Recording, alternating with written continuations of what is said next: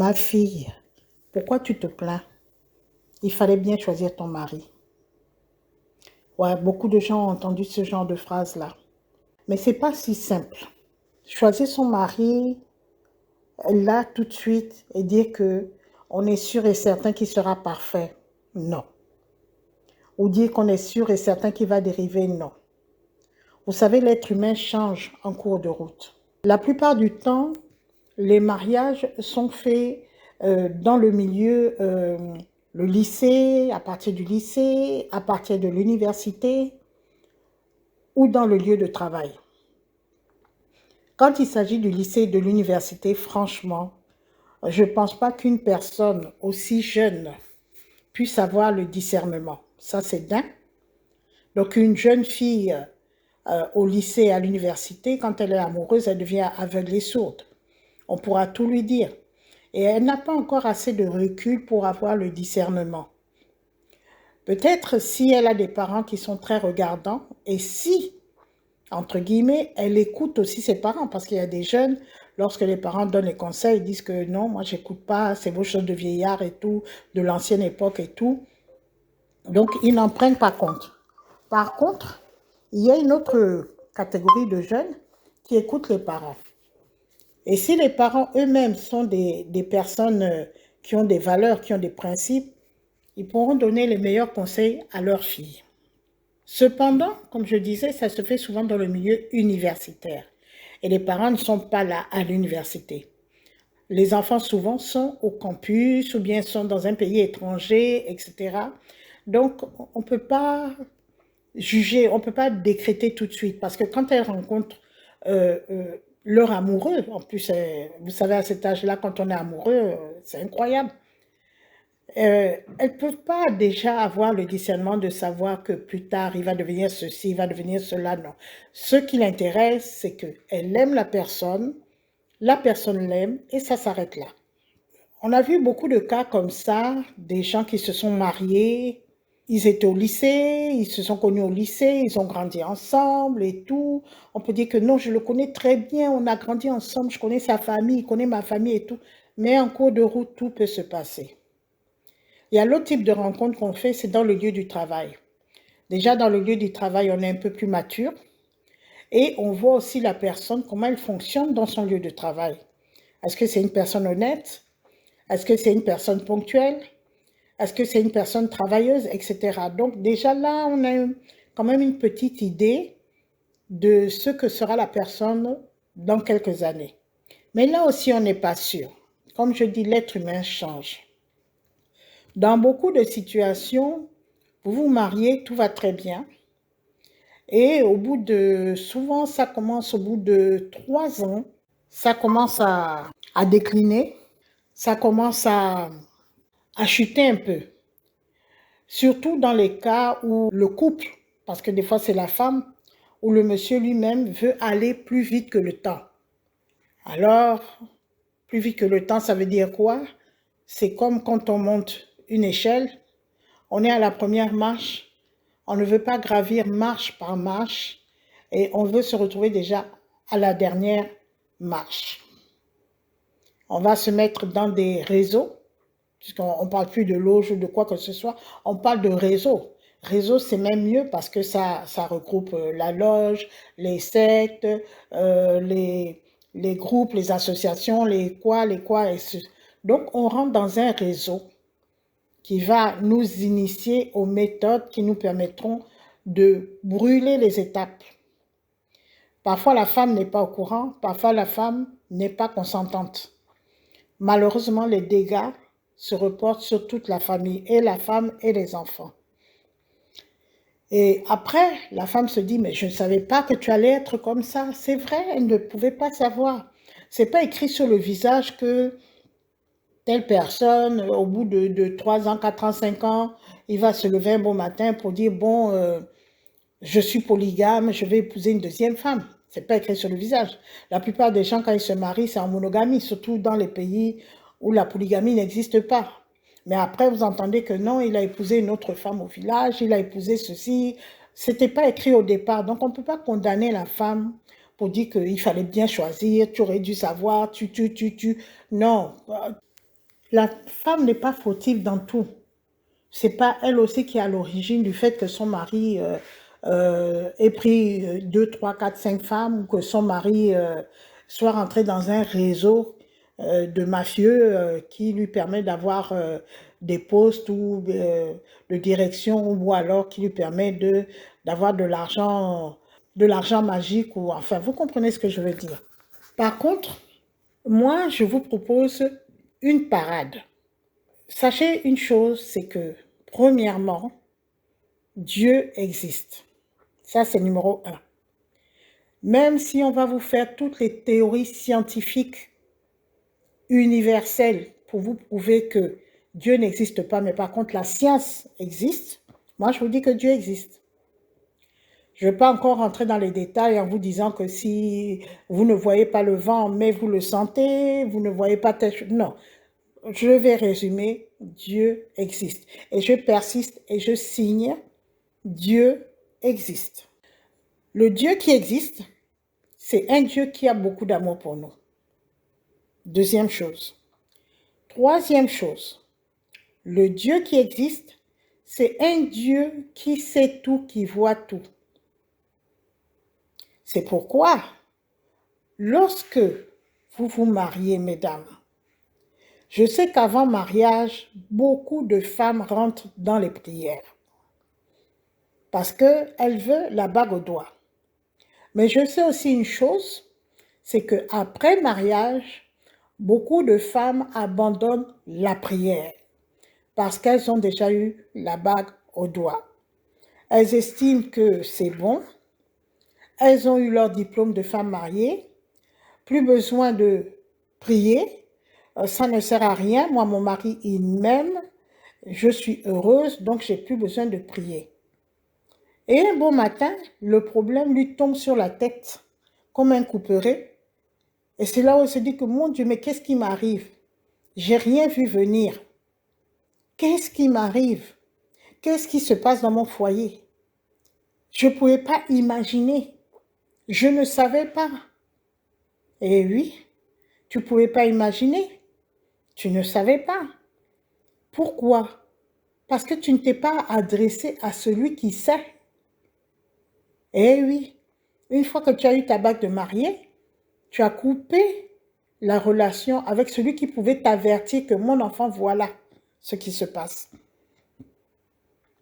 Je vais vous raconter une petite anecdote que j'ai vécue tout récemment. Il y a un de mes parents qui n'a pas l'habitude de communiquer avec moi, qui m'a appelé au téléphone pour me dire qu'il veut à tout prix me voir. J'ai demandé pourquoi est-ce qu'il ne peut pas me parler par téléphone. Il m'a dit non, c'est important. Voilà, il faut que tu passes à la maison. Bon, comme c'est un parent aîné, quoi. Il faut que tu passes à la maison et tout. C'est important. J'ai dit ok. Donc, je lui ai dit que je passerai tel jour. La veille de ce jour, c'est-à-dire la nuit, non, c'est pas la veille, c'est 2 jours avant. 2 jours avant. C'est 2 jours avant. La nuit, je dors et je rêve qu'il y a énormément de pus sur mon pied droit, c'est-à-dire de la cheville au genou. Et c'est du pus qui a durci, ça fait comme une carapace, mais bourrée de pus.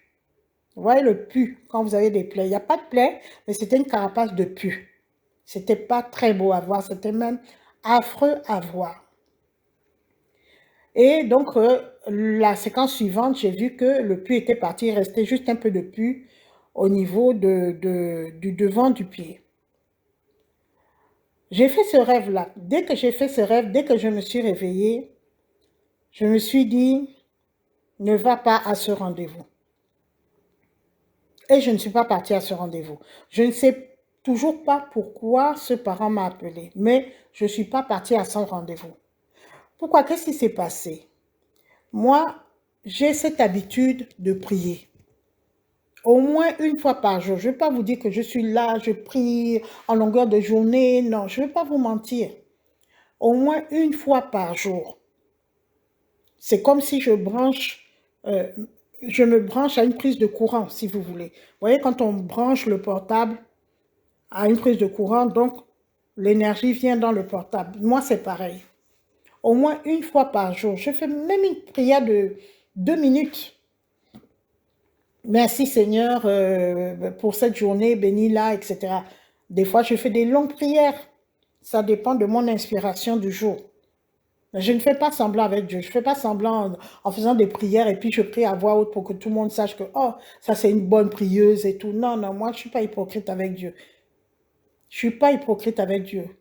Quand j'ai pas envie, j'ai pas les mots, j'ai pas l'inspiration et tout, je fais une petite prière. Merci Seigneur, bénis ma journée, bénis mes enfants et bénis le personnel de ma société, etc. Au nom de Jésus, Amen, point. Voilà. Et comme je suis souvent euh, en communication avec Dieu, donc je suis souvent sous sa longueur d'onde, si vous voulez, mais j'ai beaucoup d'avertissements de ce genre. Si je n'avais pas fait ce rêve, je serais allée, j'aurais peut-être, je ne sais pas moi, trébuché contre un caillou ou quelque chose comme ça, j'aurais une petite plaie qui allait devenir une grosse plaie, qui allait devenir un pied pourri ou je ne sais quoi. Vous voyez, le rêve m'a averti. Et pour revenir aux femmes mariées, le problème c'est que quand elles sont mariées, elles se disent trop occupées pour prier. Mais la prière, ça ne prend pas beaucoup de temps. Tu n'as pas besoin de prier pendant des heures et des heures. Non, non, non, non, non. Non. Même une minute. Bonjour, mon Dieu. Rien, ça ne prend pas beaucoup de temps. Tu dois prendre au moins un petit temps pour dire bonjour à Dieu, lui demander de bénir ta journée, etc., de te donner la direction. Et à ce moment-là, quand tu es toujours sur la longueur d'onde de Dieu, il y a des signes qui vont ouvrir tes yeux, qui vont te montrer ce qui va se passer dans quelques jours, qui vont t'avertir que, ah, fais attention là-bas, qui vont te montrer ce qu'on te cache. Eh oui, qui vont te montrer ce qu'on te cache. Toi-même, tu peux peut-être, je prends un exemple, hein, tu fais le ménage, tu décides, bon, même ça arrive que des femmes, moi j'ai eu des cas comme ça qui m'ont parlé, enfin, des témoignages comme ça, des femmes qui n'aiment pas faire le ménage. Et un bon matin, elle se lève, bon, aujourd'hui j'ai décidé de tout nettoyer, tout derrière les armoires, derrière les armoires, l'autre on a du mal à bouger et tout. Un bon matin, elle se lève, oh, je vais tout nettoyer et tout, machin, voilà. Ça, c'est Dieu qui l'a envoyé pour aller nettoyer derrière l'armoire, là où on a caché, je ne sais pas, oh, un petit gris-gris, un petit truc, etc., etc. Il y a une dame, j'ai suivi un documentaire à la télé, là c'était une chaîne européenne. La dame, ça s'est passé comme ça, elle s'est levée un beau matin, elle a dit qu'elle va faire le ménage et tout.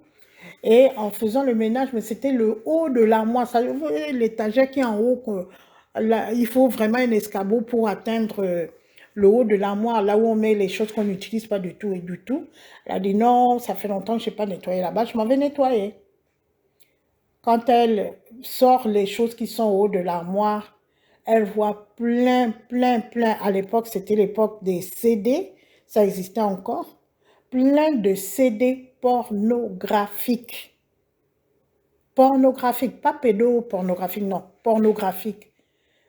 Elle est restée sidérée dans leur chambre à coucher. Elle ne savait pas que son mari, qui est un homme modèle, qui a une profession modèle, vraiment correcte, de correct, avec qui ils ont déjà 3 enfants.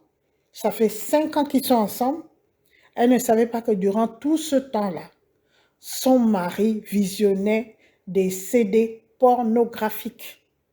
Vous voyez? Après, elle tombe des nues. Elle tombe des nues. Mais heureusement que Dieu l'a avertie. Parce que là, c'est des cassettes des CD pornographiques. Mais demain, ça sera quoi? C'est ça le problème. Demain, ça sera quoi? Elle va se rendre compte que, oh, comment il peut me faire ça et tout? C'est pour ça que Dieu l'a averti à l'avance. Et vous savez que comme en Europe, on est très cartésien, elle a insisté sur le fait que c'est parce qu'elle prie, parce qu'elle communique avec Dieu. Et elle a dit qu'elle ne peut jamais laisser Dieu. C'est une femme qui prie beaucoup. Et c'est pour ça que Dieu lui a montré ce qui se cachait derrière le, le, le comportement vraiment clean de son mari. C'était quelqu'un qui visionnait en son absence des CD pornographiques, mais du hard porno. Je ne sais pas comment il a parlé avec le journaliste. Hard porno, quoi. Ils ont des termes là pour dire que c'est vraiment le hard, le pornographique pur et dur, quoi. Vous imaginez un peu? Eh oui, des scènes vraiment incroyables.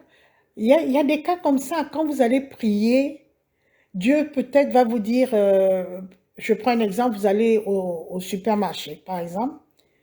Et Dieu va vous dire, prends la route de gauche parce qu'il y a un embouteillage de l'autre côté.